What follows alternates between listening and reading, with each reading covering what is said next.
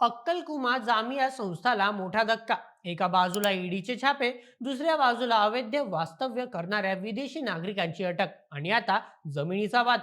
अक्कलकुवा येथील प्रसिद्ध जामिया संस्थांचा डोलारा आता डगमगू लागलाय का? तहसीलदार न्यायालयाने दिलेल्या एका आदेशाने संपूर्ण जिल्ह्यात खळबळ उडाली आहे.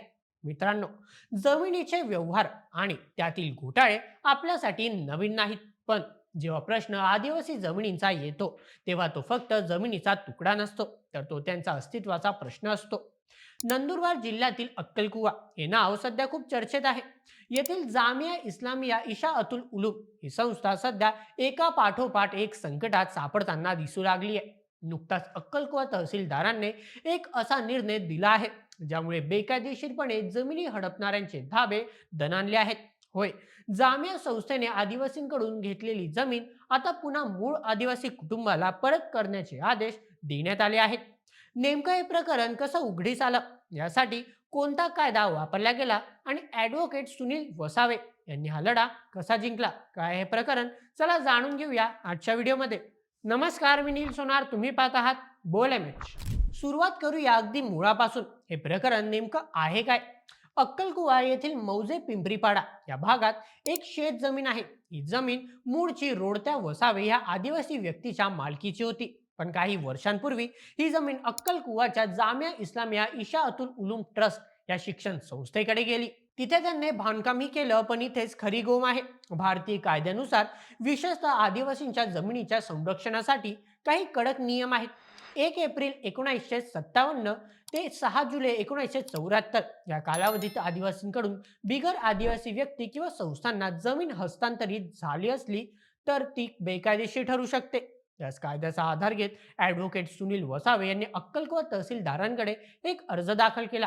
त्यांचा दावा होता की जामिया संस्थेने ही जमीन आदिवासींकडून घेताना कायदेशीर प्रक्रिया पूर्ण केली नाही आणि ती बेकायदेशीरपणे आपल्या ताब्यात घेतली. हे प्रकरण साधं नव्हतं, कारण समोर एक मोठी संस्था होती.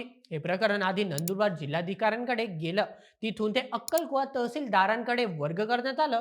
दोन्ही बाजूंनी युक्तिवाद झाले आणि अखेर 28 नोव्हेंबर 2025 रोजी अक्कलकुवाचे तहसीलदार विनायक गुबरे यांनी ऐतिहासिक निकाल दिला. त्यांनी स्पष्ट केलं की संबंधित जमिनीचे व्यवहार बेकायदेशीर आहेत आणि ही जमीन मूळ मालकांना म्हणजेच रोडत्या वसावे यांच्या वारसांना परत केली जावी. हा निकाल जामिया संस्थेसाठी फक्त एका जमिनीचा तुकडा गमावण्यापुरता मर्यादित नाहीये. या निकालाने संस्थेच्या इतर व्यवहारांवरही प्रश्नचिन्ह निर्माण केलं आहे. तहसीलदारांच्या आदेशात हे स्पष्ट म्हटलंय की महसूल दरबारी अभिलेख दुरुस्त करावेत आणि जमिनीचा ताबा वारसांना द्यावा. या केसमध्ये ॲडव्होकेट सुनील वसावे यांनी एक धक्कादायक माहिती दिली. ते म्हणतात की जामिया संस्थेने शासनाची कुठलीही परवानगी न घेता या मिळकती बेकायदेशीर हस्तगत केल्या होत्या. इतकंच नाही, तर तिथे मोठं बांधकाम करून धार्मिक शिक्षणही सुरू केलं. विचार करा, आदिवासी समाजाची हिट डावलून एवढा मोठा डोलारा उभा राहिला कसा? आता थोडं संस्थेच्या सद्य स्थितीकडे वळूया. जामिया संस्थेचे प्रमुख गुलाम वस्तानवी यांचं गेल्या वर्षी निधन झालं. त्यानंतर संस्थेच्या अडचणी वाढताना दिसत आहेत. तुम्हाला आठवत असेल, ह्याच महिन्यात या संस्थेवर ईडीने छापे टाकले होते. का? तर मनी लॉन्ड्रिंग आणि अवैध व्यवहारांच्या संशयावरून. तसेच या संस्थेच्या आवारात येमेन देशातील एका कुटुंबाला अवैध वास्तव्यामुळे अटक करण्यात आली होती.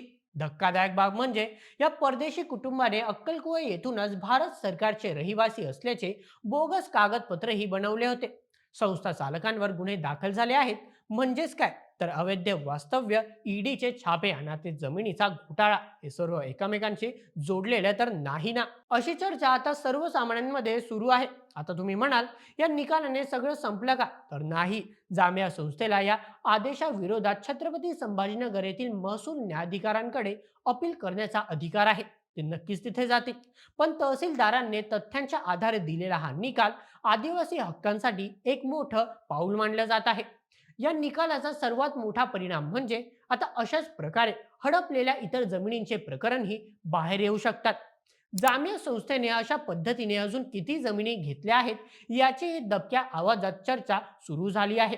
रोडत्या वसावे यांच्या वारसांना न्याय मिळाल्यामुळे इतर पीडित आदिवासी बांधवांनी आता आशेचा किरण दिसू लागला आहे.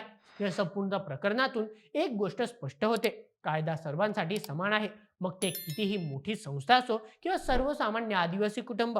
ॲडव्होकेट सुनील वसावे यांनी दिलेल्या लढ्यामुळे आदिवासींच्या जमिनी परत मिळण्याचा मार्ग मोकळा झाला आहे. मित्रांनो, अक्कलकुवा येथील या प्रकरणावरून तुमचं काय मत आहे? धार्मिक किंवा शैक्षणिक संस्थांनी अशा प्रकारे जमिनींचे व्यवहार करणे योग्य आहे का? आणि आदिवासींचे हक्क अबाधित ठेवण्यासाठी सरकारने आणखी कडक पावलं उचलली पाहिजेत का? तुमचं मत आम्हाला कमेंटमध्ये नक्की कळवा आणि अशाच व्हिडिओसाठी सबस्क्राईब करा बोल एम एच आपल्या यूट्यूब चॅनलला. धन्यवाद.